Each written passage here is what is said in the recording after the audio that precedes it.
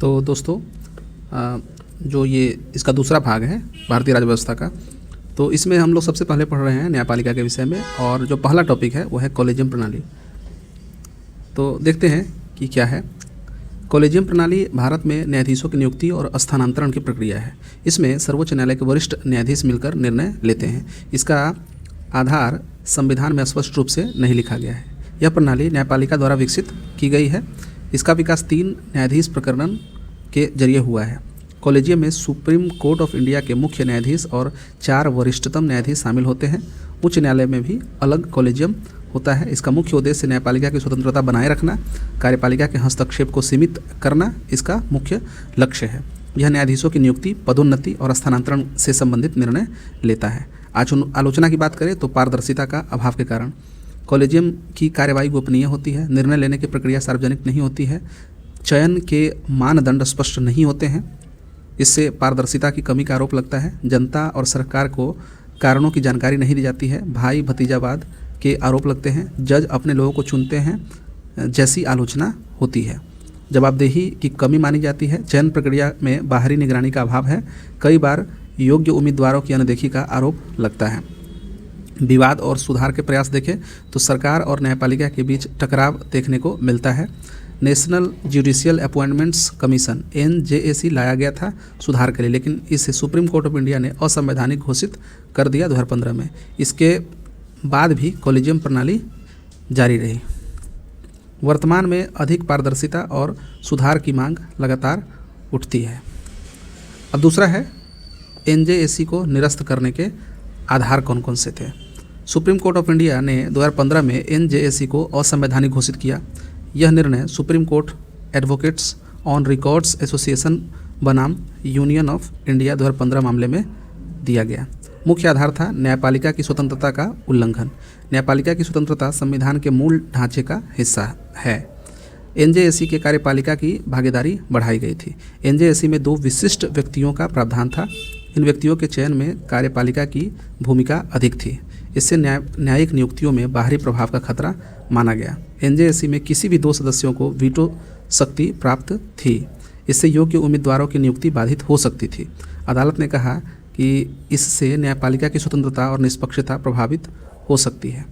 न्यायिक नियुक्तियों में न्यायपालिका की प्रधानता कम हो जाती, इसलिए NJAC संविधान के मूल ढांचे के विरुद्ध माना गया। वर्तमान परिप्रेक्ष्य में कॉलेजियम सुधार के उपाय देखें तो उस उपाय 1 पारदर्शिता बढ़ाना। कॉलेजियम की कार्यवाही और निर्णयों के कारणों को सार्वजनिक किया जाए।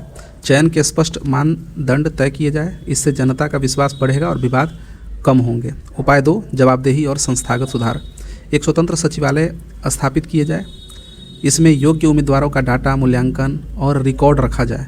चयन प्रक्रिया में समय सीमा तय की जाए। शिकायत निवारण तंत्र विकसित किया जाए। अब तीसरा टॉपिक है न्यायिक पुनरावलोकन का आधार, अनुच्छेद 13 और अनुच्छेद 32 के आलोक में। परिचय देखें तो न्यायिक पुनरावलोकन यानी कि जुडिशियल रिव्यू वो शक्ति है जिसके द्वारा सुप्रीम कोर्ट ऑफ इंडिया और उच्च न्यायालय संविधान के विरुद्ध कानूनों और कार्यों को असंवैधानिक घोषित कर सकते हैं। यह भारतीय संविधान के मूल ढांचे का महत्वपूर्ण तत्व है। अनुच्छेद 13 का आधार देखिए तो अनुच्छेद 13 जो है भारतीय संविधान की का अनुच्छेद 13 न्यायिक पुनरावलोकन की आधारशिला है। यह कहता है कि कोई भी कानून यदि मौलिक अधिकारों के विरुद्ध है तो वह शून्य होगा। संविधान से पहले बने कानून भी इसी कसौटी पर परखे जाते हैं। संविधान के बाद बने कानून भी इसी प्रावधान के अधीन आते हैं। यह विधायिका की शक्तियों पर नियंत्रण स्थापित करता है। अनुच्छेद 13(2) विशेष रूप से राज्य को ऐसे कानून बनाने से रोकता है जो मौलिक अधिकारों का उल्लंघन करे। इस प्रकार न्यायालय को कानूनों की वैधता जांचने का अधिकार मिलता है। अनुच्छेद 32 का आधार देखें तो भारतीय संविधान के अनुच्छेद 32 को संविधान की आत्मा कहा गया है बाबा साहब अम्बेडकर द्वारा। यह नागरिकों को सीधे सर्वोच्च न्यायालय में जाने का अधिकार देता है। जब मौलिक अधिकारों का हनन होता है तब यह अनुच्छेद सक्रिय होता है। इसके तहत सर्वोच्च न्यायालय रिट जारी कर सकता है। प्रमुख writ habeas corpus, mandamus, prohibition, certiorari, quo warranto. यह न्यायालय को संरक्षक की भूमिका देता है। न्यायिक पुनरावलोकन का क्षेत्राधिकार देखें तो विधायी कार्यों की समीक्षा, कार्यपालिका के निर्णयों की समीक्षा, संविधान संशोधनों की भी समीक्षा सीमित रूप से, मूल ढांचा सिद्धांत के आधार पर संशोधनों की जांच। प्रमुख इसका उदाहरण है केशवानंद भारती बनाम केरल राज्य 1973 का। इस मामले में न्यायालय ने कहा कि संविधान का मूल ढांचा बदला नहीं जा सकता है। महत्व देखें तो यह न्यायालय की सर्वोच्चता सुनिश्चित करता है, नागरिकों के मौलिक अधिकारों की रक्षा करता है, सरकार के तीनों अंगों के बीच संतुलन बनाए रखता है, शक्ति के दुरुपयोग को रोकता है। अब चौथा है न्यायिक पुनरावलोकन की सीमाएं। ठीक है, तो क्या है सीमाएं, ये देखें। भारत में सुप्रीम कोर्ट ऑफ इंडिया को न्यायिक पुनरावलोकन की शक्ति प्राप्त है, लेकिन यह शक्ति असीमित नहीं है। संविधान ने कुछ स्पष्ट सीमाएं निर्धारित की है ताकि न्यायपालिका, कार्यपालिका और विधायिका के क्षेत्र में अनावश्यक हस्तक्षेप न करे। प्रमुख संवैधानिक सीमाएं देखें तो शक्तियों का पृथक्करण। संविधान तीनों अंगों विधायिका, कार्यपालिका और न्यायपालिका के बीच संतुलन स्थापित करता है। न्यायालय नीति निर्माण में हस्तक्षेप नहीं करता है। दूसरा, राजनीतिक प्रश्न सिद्धांत। ठीक है, न्यायालय ऐसे मामलों से बचता है जो पूरी तरह राजनीतिक प्रकृति के हो। चौथा कि विदेश नीति, रक्षा नीति आदि में सीमित हस्तक्षेप होता है। विवेकाधीन शक्तियों में सीमित हस्तक्षेप। कार्यपालिका के डिस्क्रिशनरी पावर में न्यायालय केवल तब हस्तक्षेप करता है जब स्पष्ट दुरुपयोग हो। उदाहरण के लिए राष्ट्रपति, राज्यपाल के कुछ निर्णय न्यायिक समीक्षा से आंशिक रूप से बाहर होते हैं। ठीक है, अनुच्छेद 74 मंत्रिपरिषद की सलाह। 74वें ये देखें तो आर्टिकल में दिया हुआ है, इसके तहत राष्ट्रपति मंत्री परिषद के सलाह से बंधे होते हैं। न्यायालय उस सलाह की जांच नहीं करता है। अनुच्छेद 361 देखें तो राष्ट्रपति और राज्यपाल की प्रतिरक्षा। अनुच्छेद 361 के अनुसार राष्ट्रपति और राज्यपाल अपने कार्यकाल के दौरान न्यायालय के प्रति उत्तरदायी नहीं होते हैं, उनके खिलाफ आपराधिक कार्यवाही नहीं चलाई जा सकती है।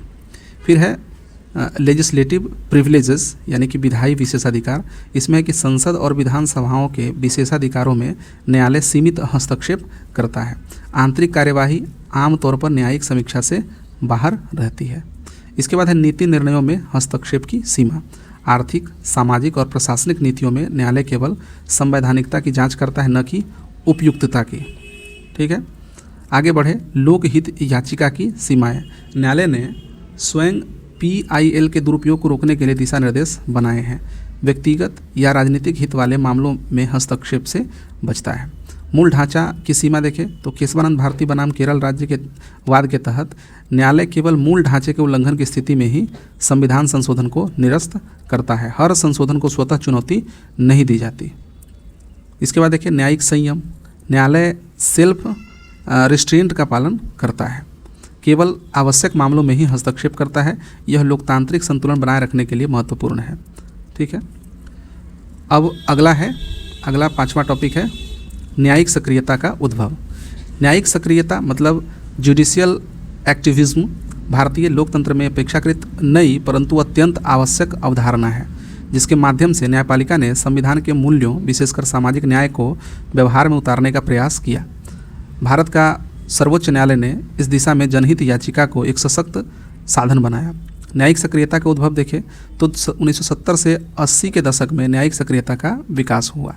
इसका प्रमुख कारण था गरीब, अशिक्षित और वंचित वर्गों की न्याय तक सीमित पहुंच। फिर देखें आपातकाल के दौरान 1975 से लेकर 77 के आपातकाल के बाद न्यायपालिका ने अपनी भूमिका को अधिक सक्रिय बनाया।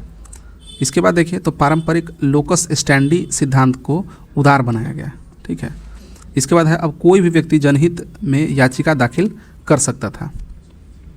PIL यानी कि जनहित याचिका का उद्भव और विकास देखें तो PIL की शुरुआत सामाजिक न्याय को बढ़ावा देने के लिए हुई।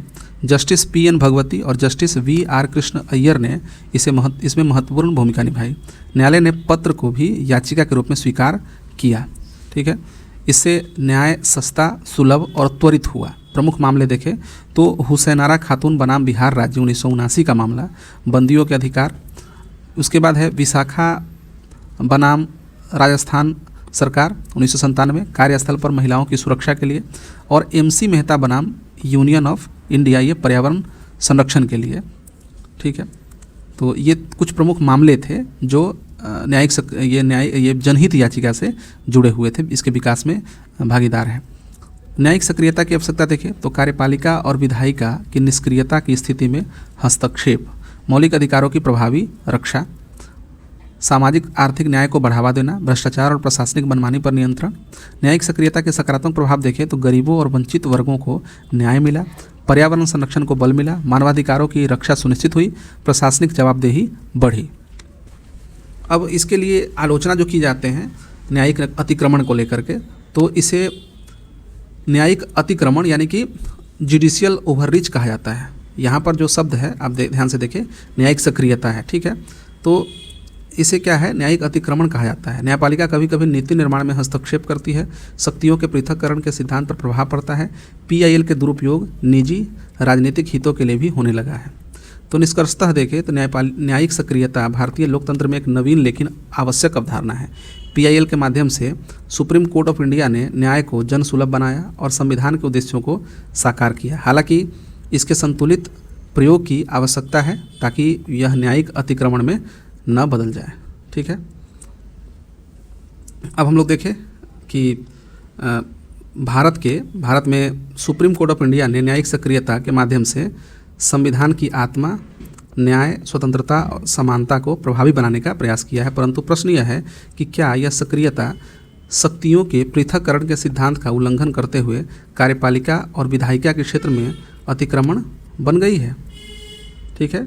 तो हम ये देखें, ये छठा प्रश्न है। हाँ, तो ये देखिए न्यायिक सक्रियता के पक्ष में तर्क, ठीक है। तो न्यायिक सक्रियता के पक्ष में तर्क देखें, जब कार्यपालिका विधायिका निष्क्रिय रहती है तब न्यायपालिका का हस्तक्षेप आवश्यक हो जाता है। जनहित याचिका के माध्यम से गरीबों और वंचित वर्गों को न्याय मिला, मौलिक अधिकारों की रक्षा को मजबूत किया गया। उदाहरण के लिए देखें, ऊपर भी हम लोगों ने पढ़ा था विशाखावाद 1997 का कानून के अभाव में दिशा निर्देश जारी किए, और MC मेहता बनाम भारत संघ जो है ये वाद पर्यावरण संरक्षण के लिए सक्रिय भूमिका निभाई गई। प्रशासनिक जवाबदेही और पारदर्शिता इससे बढ़ी। अब देखिए, तो न्यायिक अतिक्रमण के आरोप की बात अगर करें तो न्यायपालिका कभी कभी नीति निर्माण में हस्तक्षेप करती है। यह कार्यपालिका और विधायिका का क्षेत्र माना जाता है। इससे शक्तियों के पृथक्करण का संतुलन प्रभावित हो सकता है। उदाहरण के लिए देखें 2G स्पेक्ट्रम केस 2012 का, इसमें क्या है, नीतिगत निर्णय को रद्द करना, और कोल ब्लॉक आवंटन केस 2014 का मामला, ये कोल ब्लॉकों का आवंटन निरस्त किया जाना, ये कुछ उदाहरण देखने को मिलता है। अदालत द्वारा प्रशासनिक आदेश जैसे कि पटाखों पर प्रतिबंध, प्रदूषण नियंत्रण निर्देश को भी कुछ लोग अतिक्रमण मानते हैं। अब संतुलन की आवश्यकता है, तो इसे देखें तो न्यायिक सक्रियता और न्यायिक संयम के बीच संतुलन जरूरी है। न्यायपालिका को केवल संवैधानिकता की जांच करनी चाहिए, न कि नीतिगत उपयुक्तता की। लोकतंत्र में तीनों अंगों की स्वतंत्रता और सीमाओं का सम्मान आवश्यक है। निष्कर्ष में देखें तो न्यायिक सक्रियता ने निस्संदेह भारतीय लोकतंत्र को मजबूत किया है और नागरिकों के अधिकारों की रक्षा की है, परंतु कुछ मामलों में यह न्यायिक अतिक्रमण का रूप ले सकती है। इसलिए यह कहना अधिक उचित होगा कि न्यायिक सक्रियता आवश्यक है, लेकिन इसका प्रयोग संयम और संतुलन के साथ होना चाहिए ताकि सुप्रीम कोर्ट ऑफ इंडिया की शक्तियाँ लोकतांत्रिक ढांचे के अनुरूप बनी रहे। अब हम लोग देख लेते हैं, ये है आपका सातवां टॉपिक, न्यायिक सक्रियता के पक्ष और विपक्ष। भारतीय संदर्भ में सुप्रीम कोर्ट ऑफ इंडिया ने न्यायिक सक्रियता के माध्यम से लोकतंत्र को सशक्त बनाया है, विशेषकर जनहित याचिका के जरिए। फिर भी इसके कुछ लाभ और हानियां दोनों हैं। पक्ष में देखें तो मौलिक अधिकारों की रक्षा, न्यायालय ने नागरिकों के अधिकारों को प्रभावी ढंग से सुरक्षित किया। कमज़ोर वर्गों को न्याय, गरीब, मजदूर, कैदी, महिलाएं आदि वर्गों को न्याय तक पहुंच मिली। तीसरा, जनहित याचिका का विकास हुआ, कोई भी व्यक्ति जनहित में याचिका दाखिल कर सकता है।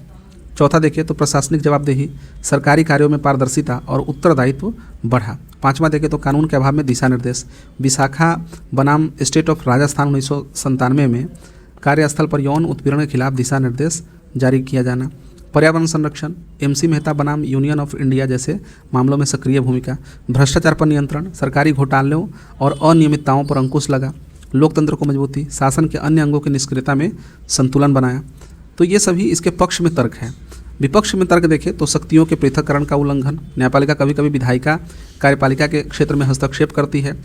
न्यायिक अतिक्रमण यानी कि जुडिशियल ओवररीच, नीतिगत निर्णयों में दखल देने के आरोप लगते हैं। जवाबदेही की कमी, न्यायपालिका जनता के प्रति सीधे उत्तरदायी नहीं होती है।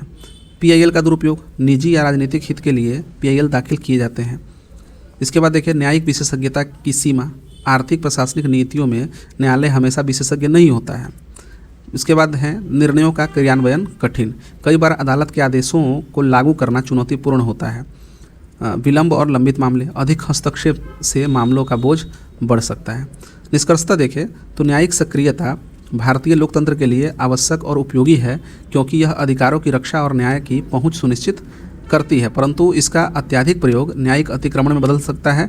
इसलिए सुप्रीम कोर्ट ऑफ इंडिया को संतुलन और संयम के साथ इसका उपयोग करना चाहिए, ताकि लोकतंत्र के तीनों अंगों के बीच सामंजस्य बना रहे। अगला टॉपिक है न्यायिक अतिरेक, जिसकी बात हमने ऊपर भी की है। ये न्यायिक अतिरेक देखें क्या है। सबसे पहले परिचय देखें तो न्यायिक अतिरेक मतलब ये जुडिशियल ओवररीच वह स्थिति है जब न्यायपालिका, विशेषकर सुप्रीम कोर्ट ऑफ इंडिया, अपने संवैधानिक दायरे से आगे बढ़कर विधायिका या कार्यपालिका के क्षेत्र में हस्तक्षेप करने लगती है। यह सामान्य न्यायिक सक्रियता से एक कदम आगे माना जाता है। ठीक है। अर्थ और विशेषता देखें तो न्यायिक अतिरेक का अर्थ है अत्याधिक या अनुचित न्यायिक हस्तक्षेप। इसमें न्यायालय नीति निर्माण यानी कि जैसे कार्यों में दखल देता है। यह शक्तियों के पृथक्करण के सिद्धांत को प्रभावित कर सकता है। अदालतें कभी कभी प्रशासनिक निर्णयों को निर्देशित करने लगती है। प्रमुख उदाहरण देखें तो 2G स्पेक्ट्रम केस 2012 का सुप्रीम कोर्ट ने 122 दूरसंचार लाइसेंस रद्द कर दिया। इसके बाद है कोल ब्लॉक आवंटन केस 2014 का मामला, कोयला ब्लॉकों का आवंटन निरस्त कर दिया गया। फिर देखें तो पर्यावरण और प्रशासनिक मामलों में विस्तृत निर्देश जैसे प्रदूषण नियंत्रण, पटाखों पर प्रतिबंध, ये सभी। कारण देखें तो कार्यपालिका और विधायिका की निष्क्रियता या विफलता, भ्रष्टाचार और प्रशासनिक अनियमितताएं, जनहित याचिकाओं की बढ़ती संख्या, नागरिकों की न्यायपालिका पर बढ़ती निर्भरता। ठीक है। प्रभाव इसका देखें तो सकारात्मक प्रभाव है कि भ्रष्टाचार पर नियंत्रण, प्रशासनिक जवाबदेही में वृद्धि, नागरिक अधिकारों की रक्षा। लेकिन नकारात्मक पक्ष भी है इसका, शक्तियों के पृथक्करण का उल्लंघन, लोकतांत्रिक संतुलन में असंतुलन, न्यायपालिका पर कार्यभार बढ़ना, न्यायिक निर्णयों के क्रियान्वयन में कठिनाई। ठीक है। अब देख लेते हैं हम लोग कि ये न्यायिक सक्रियता बनाम न्यायिक अतिरेक क्या है। तो न्यायिक सक्रियता आवश्यक और सकारात्मक हस्तक्षेप है। न्यायिक अतिरेक की बात करें तो सीमा से अधिक हस्तक्षेप है। नियंत्रण के उपाय देखें तो न्यायिक संयम यानी कि जुडिशियल रिस्ट्रेंट अपनाना, PIL के दुरुपयोग पर रोक लगाना, तीनों अंगों के बीच संतुलन बनाए रखना। निष्कर्ष इसका देखें तो न्यायिक अतिरेक लोकतंत्र के लिए चिंता का विषय हो सकता है यदि यह लगातार बढ़े। हालांकि कई बार यह प्रशासनिक विफलता की प्रतिक्रिया के रूप में उभरता है। इसलिए आवश्यक है कि सुप्रीम कोर्ट ऑफ इंडिया अपनी शक्तियों का प्रयोग संयम और संतुलन के साथ करे, ताकि लोकतंत्र के मूल सिद्धांत सुरक्षित रहे। ठीक है। अब आगे हम लोग बढ़े और देखते हैं जो अगला अध्याय है वह है स्थानीय स्वशासन। ठीक है। तो स्थानीय स्वशासन का जो सबसे पहला टॉपिक है वह है बिहार पंचायती राज अधिनियम 2006। ठीक है। इसको हम लोगों को विस्तार पूर्वक पढ़ने की आवश्यकता है, तो आइए हम लोग इसे देखें।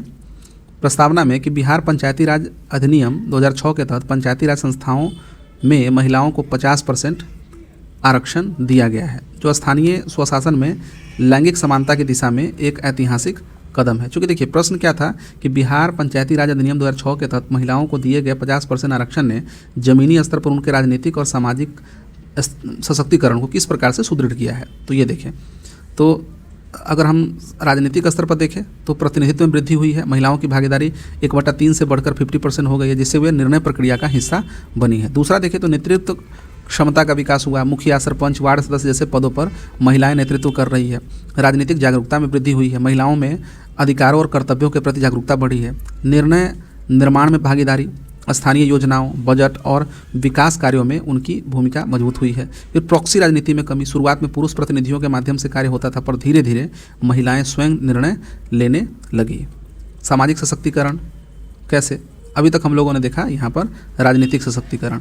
ठीक है। और सामाजिक सशक्तिकरण में किस प्रकार से, तो लैंगिक समानता को बढ़ावा मिला, समाज में महिलाओं की स्थिति और सम्मान में सुधार हुआ। शिक्षा और स्वास्थ्य पर जोर, महिला प्रतिनिधियों ने स्कूल, आंगनबाड़ी, स्वच्छता, पोषण जैसे मुद्दों को प्राथमिकता दी। ठीक है। इसके बाद देखिए सामाजिक कुरीतियों में कमी, बाल विवाह, दहेज प्रथा, घरेलू हिंसा के खिलाफ आवाज़ उठी। आत्मविश्वास और स्वावलंबन, महिलाओं का आत्मविश्वास और सार्वजनिक जीवन में भागीदारी बढ़ी। स्थानीय स्तर पर रोल मॉडल, सफल महिला प्रतिनिधि अन्य महिलाओं के लिए प्रेरणा बनी।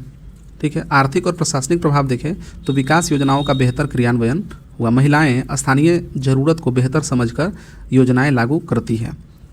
संसाधनों का न्यायपूर्ण उपयोग, पानी, शिक्षा, स्वास्थ्य जैसे क्षेत्रों में संसाधनों का संतुलित वितरण। सेल्फ हेल्प ग्रुप को बढ़ावा मिला, महिलाओं की आर्थिक भागीदारी और आत्मनिर्भरता बढ़ी। चुनौतियां देखिए, अभी भी चुनौतियां हैं, तो किस प्रकार से? शिक्षा और प्रशिक्षण की कमी, कई महिला प्रतिनिधियों को प्रशासनिक जानकारी का अभाव रहता है। इसके बाद है पितृसत्तात्मक मानसिकता, समाज में पुरुष वर्चस्व अभी भी प्रभाव डालता है।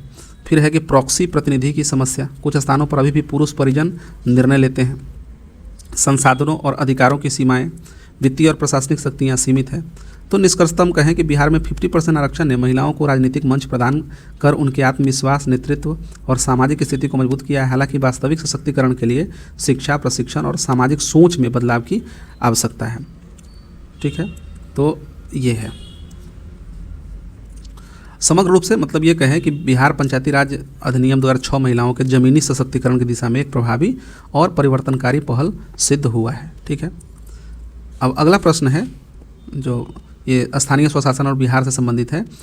इसमें देखिए तो प्रश्न है कि 74वें संविधान संशोधन के आलोक में बिहार के शहरी स्थानीय निकायों में महिला जनप्रतिनिधियों के समक्ष आने वाली व्यवहारिक चुनौतियाँ। ठीक है, ये क्या है? देखिए, अभी तक हम लोगों ने जो ऊपर पढ़ा उसमें है बिहार पंचायती राज अधिनियम 2006 के तहत महिलाओं को जो अधिकार मिला है, इसमें राजनीतिक और सामाजिक सशक्तिकरण किस प्रकार से हुआ है। और अभी जो हम लोग प्रश्न पढ़ने वाले हैं ये शहरी निकायों में महिलाओं की भूमिका के बारे में पढ़ने वाले हैं। तो आइए देखें, तो 74वें संविधान संशोधन अधिनियम 1992 में शहरी स्थानीय निकायों को संवैधानिक दर्जा देकर महिलाओं के लिए आरक्षण सुनिश्चित किया। बिहार में यह आरक्षण 50% तक है, जिससे बड़ी संख्या में महिलाएं नगर निगम, नगर परिषद और नगर पंचायतों में प्रतिनिधि बनी। फिर भी जमीनी स्तर पर उन्हें कई व्यवहारिक चुनौतियों का सामना करना पड़ता है। प्रमुख चुनौतियाँ देखें तो पति पंचायत या मेयर पति सिंड्रोम, कई मामलों में निर्वाचित महिला प्रतिनिधि के स्थान पर उनके पति या पुरुष परिजन निर्णय लेते हैं। इससे महिलाओं की स्वतंत्र राजनीतिक पहचान कमजोर होती है। दूसरा देखें तो पितृसत्तात्मक सामाजिक संरचना, समाज में पुरुष वर्चस्व के कारण महिलाओं के निर्णयों को गंभीरता से नहीं लिया जाता है। सार्वजनिक मंचों पर बोलने और नेतृत्व करने में बाधाएं आती है। प्रशासनिक अनुभव और प्रशिक्षण में कमी देखें तो कई महिला प्रतिनिधियों को नगर प्रशासन, बजट और योजनाओं की तकनीकी जानकारी सीमित होती है। प्रशिक्षण और क्षमता विकास कार्यक्रम पर्याप्त नहीं है। इसके बाद देखिए तो नौकरशाही का वर्चस्व, नगर निकायों में अधिकारी कई बार निर्वाचित प्रतिनिधियों पर हावी रहते हैं। महिलाओं के सुझावों को नज़रअंदाज किया जा सकता है। आर्थिक और संसाधन की सीमाएं देखें तो ये जो अर्बन लोकल बॉडीज़ है इसके पास पर्याप्त वित्तीय संसाधन नहीं होते हैं। इससे योजनाओं के प्रभावी क्रियान्वयन में कठिनाई होती है। राजनीतिक दबाव और दलगत हस्तक्षेप देखें तो पार्टी राजनीति और स्थानीय गुटबाजी के कारण स्वतंत्र निर्णय लेना कठिन हो जाता है। शिक्षा और जागरूकता का अभाव देखें, कुछ महिला प्रतिनिधियों में कानूनी और प्रशासनिक अधिकारों की जानकारी सीमित होती है। दोहरी जिम्मेदारी, घर और सार्वजनिक जीवन की जिम्मेदारी का संतुलन चुनौतीपूर्ण होता है। सुरक्षा और सामाजिक बाधाएं, सार्वजनिक जीवन में महिलाओं को सुरक्षा, सम्मान और स्वतंत्रता से जुड़ी समस्याएं झेलनी पड़ती है। प्रभाव इसका देखें तो वास्तविक सशक्तिकरण में बाधा उत्पन्न होती है। लोकतांत्रिक प्रतिनिधित्व का उद्देश्य आंशिक रूप से ही पूरा हो पाता है।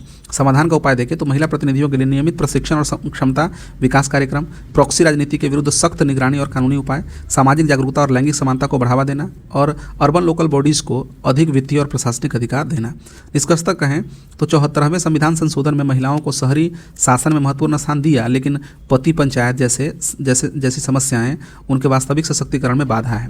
इसलिए आवश्यक है कि केवल प्रतिनिधित्व ही नहीं बल्कि वास्तविक भागीदारी और निर्णय शक्ति सुनिश्चित की जाए ताकि महिलाएं पूर्ण रूप से सशक्त बन सकें। अब अगला प्रश्न है ये स्थानीय स्वशासन और बिहार में से तीसरा प्रश्न हम लोग पढ़ने वाले हैं, ग्राम पंचायतों की कार्यप्रणाली।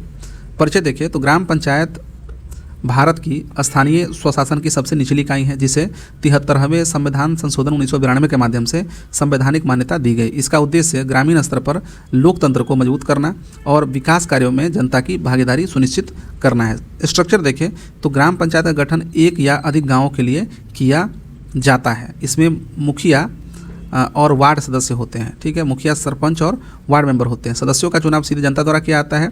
अनुसूचित जाति, जनजाति और महिलाओं के लिए आरक्षण का प्रावधान होता है। कार्यप्रणाली देखें तो प्रशासनिक कार्य, ग्राम स्तर पर सरकारी योजनाओं का क्रियान्वयन, जन्म, मृत्यु और विवाह का पंजीकरण, सार्वजनिक संपत्ति जैसे कि सड़क, तालाब, नल आदि का रखरखाव। विकासात्मक कार्य देखें तो ग्रामीण विकास योजनाओं का निर्माण और कार्यान्वयन, शिक्षा, स्वास्थ्य स्वच्छता और पेयजल की व्यवस्था, मनरेगा जैसी योजनाओं का संचालन, वित्तीय कार्य जैसे कि पंचायत कर, शुल्क और जुर्माना वसूल करना, सरकार से अनुदान प्राप्त करना, बजट बनाना और खर्च का लेखा जोखा रखना, न्यायिक कार्य जैसे कुछ राज्यों में छोटे मोटे विवादों का निपटारा करना न्याय पंचायत के माध्यम से। ठीक है, तो ये है। अब हम लोग देखें यहाँ पर कि ग्राम सभा की भूमिका। ठीक है, ग्राम सभा की भूमिका क्या होती है? तो ग्राम सभा पंचायत की सर्वोच्च संस्था होती है। सभी वयस्क नागरिक इसके सदस्य होते हैं। पंचायत के कार्यों की निगरानी और अनुमोदन करती है, योजनाओं और बजट को मंजूरी देती है। निर्णय लेने की प्रक्रिया देखें तो पंचायत बैठकों में प्रस्ताव रखे जाते हैं, बहुमत के आधार पर निर्णय लिए जाते हैं। ग्राम सभा से अनुमोदन प्राप्त किया जाता है। चुनौतियां देखें तो वित्तीय संसाधनों की कमी, भ्रष्टाचार और पारदर्शिता की समस्या, शिक्षा और जागरूकता का अभाव, राजनीतिक हस्तक्षेप और दबाव। निष्कर्षतः देखें तो ग्राम पंचायतें ग्रामीण विकास और लोकतंत्र की आधारशिला है। यदि उनकी कार्यप्रणाली पारदर्शी, जवाबदेह और सशक्त बनाई गई तो वे ग्रामीण भारत के समग्र विकास में महत्वपूर्ण भूमिका निभा सकती है। ठीक है, चलिए अब अगला टॉपिक देखें तो ये चौथा प्रश्न है।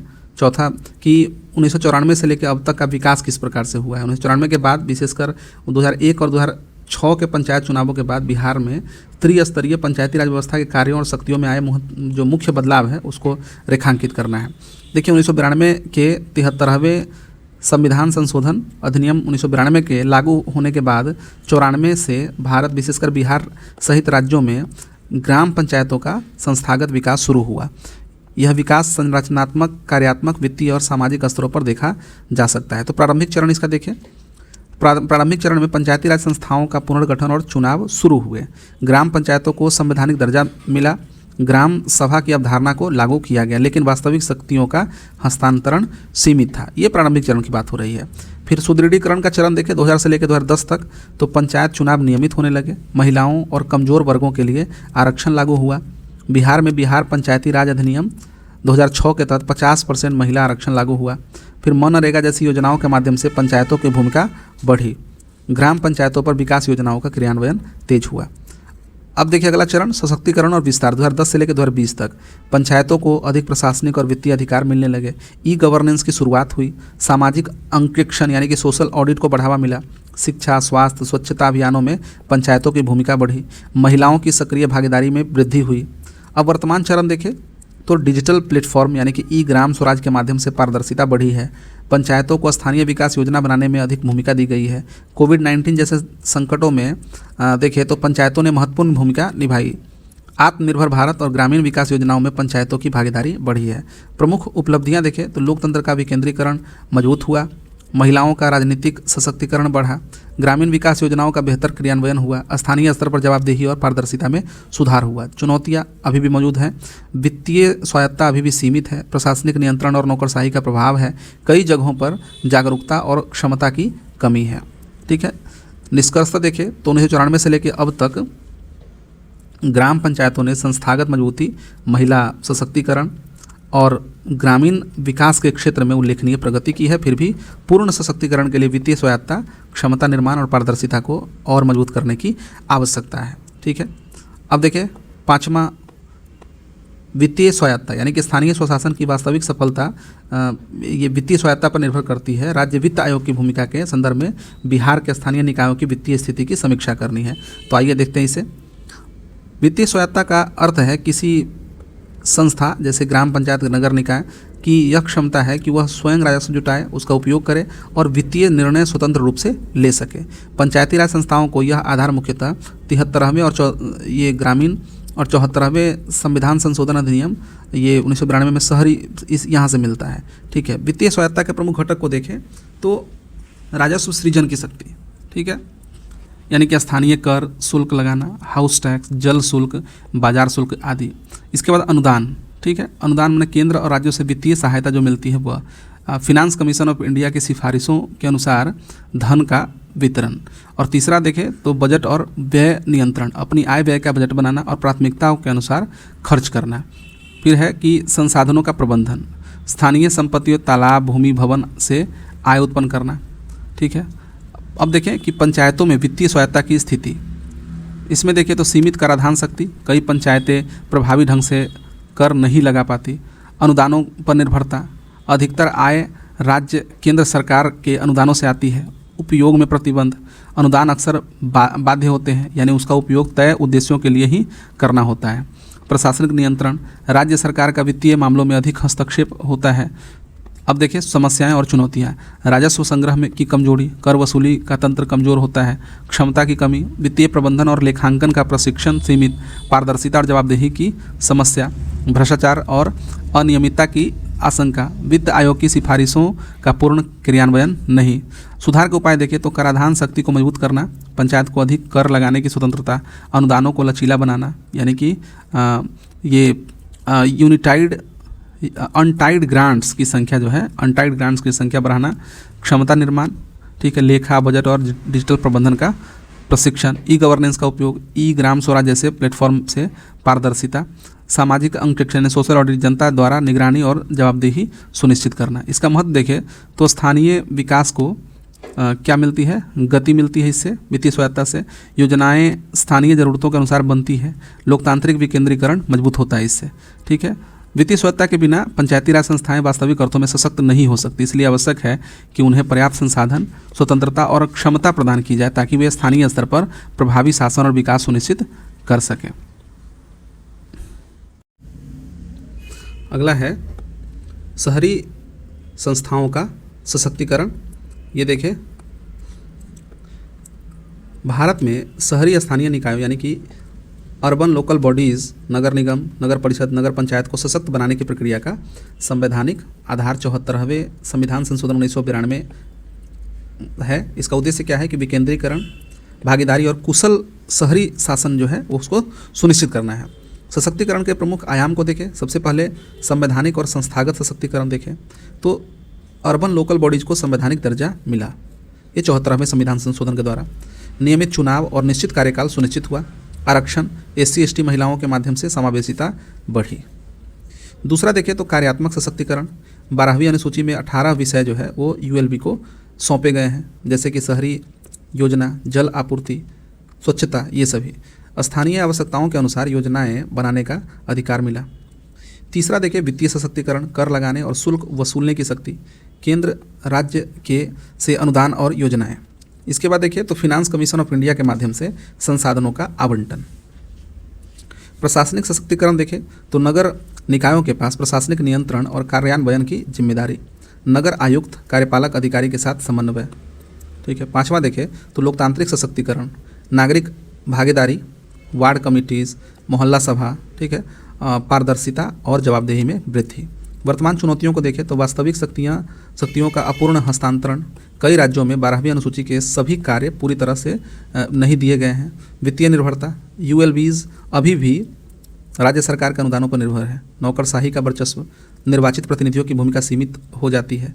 क्षमता की कमी, तकनीकी और प्रशासनिक कौशल का अभाव, राजनीतिक हस्तक्षेप, राज्य सरकार का अधिक नियंत्रण, ठीक है। सशक्तिकरण के उपाय को देखें तो 12वीं अनुसूची के सभी कार्यों का पूर्ण हस्तांतरण, कराधान और राजस्व जुटाने की क्षमता बढ़ाना, ठीक है, अनटाइड ग्रांट में वृद्धि, क्षमता निर्माण, ट्रेनिंग, स्किल डेवलपमेंट, ये सभी। ई गवर्नेंस और स्मार्ट सिटी पहल को बढ़ावा देना। महत्व देखें तो बेहतर शहरी सेवाएं, पानी, सफाई, परिवहन, स्थानीय ज़रूरतों के अनुरूप विकास, लोकतंत्र का विकेंद्रीकरण और नागरिक सशक्तिकरण।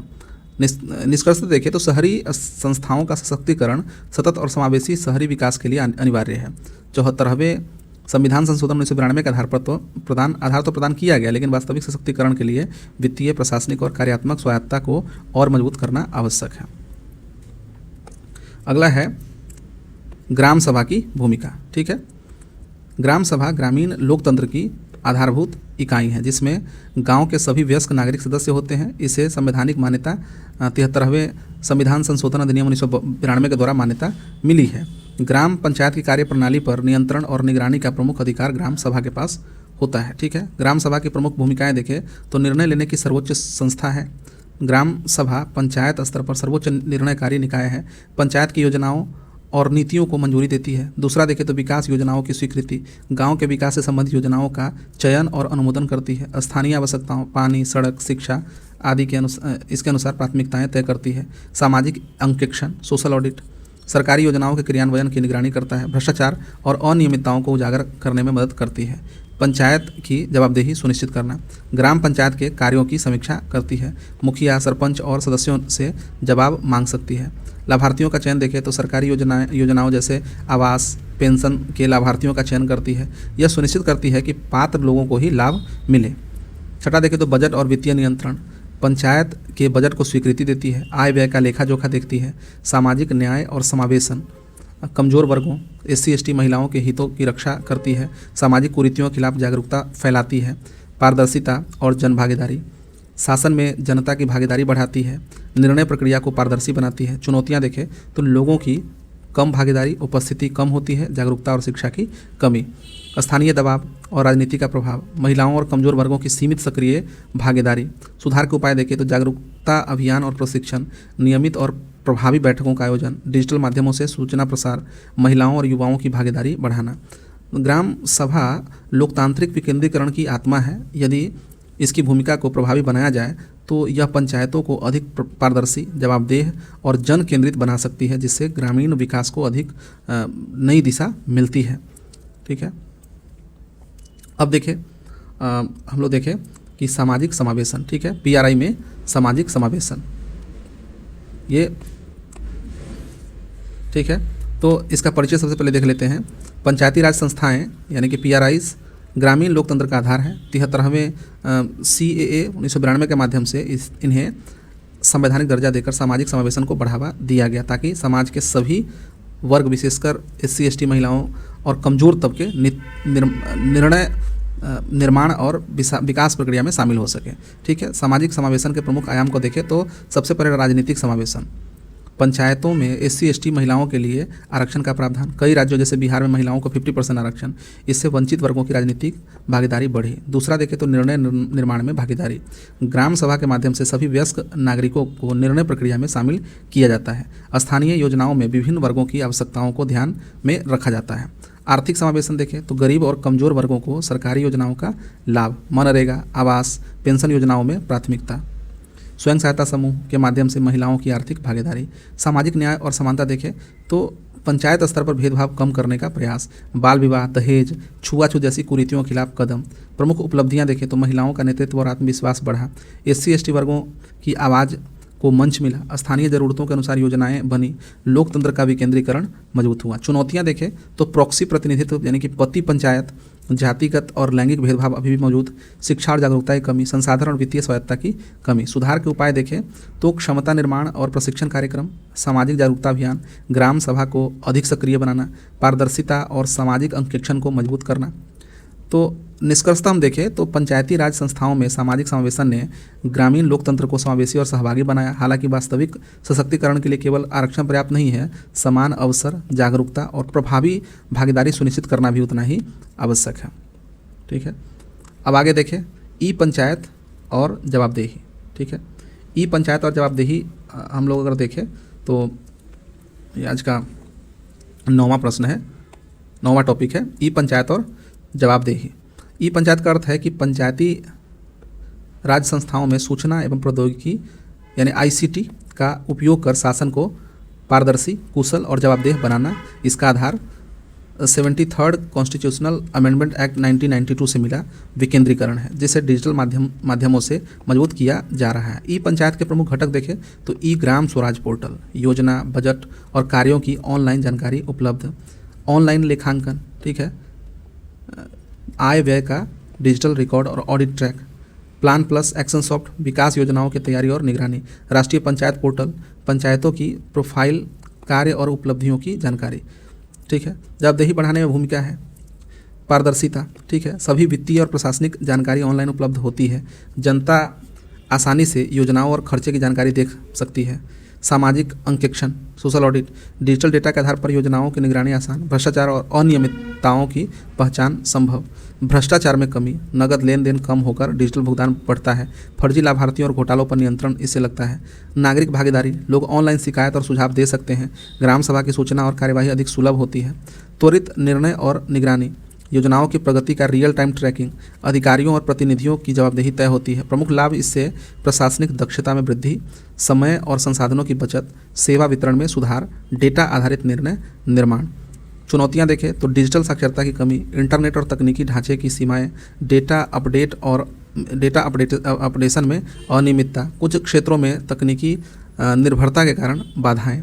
सुधार के उपाय देखें तो डिजिटल प्रशिक्षण और क्षमता निर्माण, ग्रामीण क्षेत्रों में इंटरनेट और उपकरण की उपलब्धता, नियमित डेटा अपडेट और निगरानी तंत्र मजबूत करना। तो ई पंचायत ने पंचायतों में पारदर्शिता और जवाबदेही को एक नई दिशा दी है। यदि तकनीकी ढांचे और डिजिटल साक्षरता को और मजबूत किया जाए तो यह ग्रामीण शासन को अधिक प्रभावी, उत्तरदायी और जन केंद्रित बना सकता है।